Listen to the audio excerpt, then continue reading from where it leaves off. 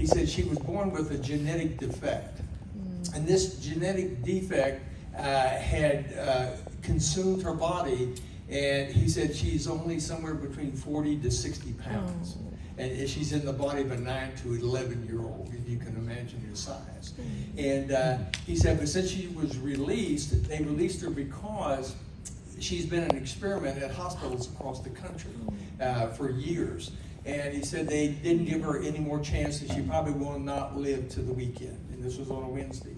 And he said he had come to a seminar, and he said, listen, an educational seminar on the Infiniti Matrix. And he said, is there any way that you can get somebody to come up and deliver those cells? He talked about the concierge service. I said, let me make a phone call. We made the phone call.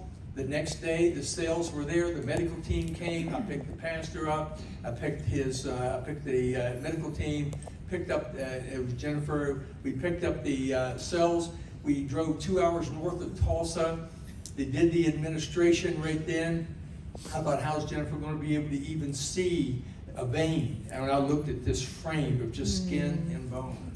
And she did, found it the first time, did this for the next 3 weeks. There were ups and downs that this little girl, now this was 3 weeks, they only gave her till the weekend to live. And so they went through the next 3 weeks, ups and downs, ups and downs. Then her father, I was keeping in touch with him once a week. I called him, and this was in the 4th week, and he said, I said, how's she doing? He said, Chaz, you will not believe it. He said, we took out her feeding tube and her IV that she got liquid through. He said, because she hasn't had solid food, and we didn't know whether her kidneys would even hold up and function. He said, so we took that out because she wanted to try some soft food.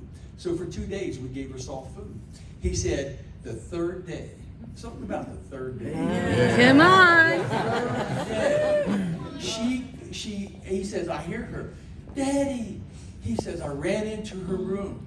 And you understand, she can't move even in bed. She had no muscles. They had to lift her up. So he runs in, and she says, Daddy, I want a pizza. He said, you want a what? She said, a pizza. He says, so I go out and get a pizza.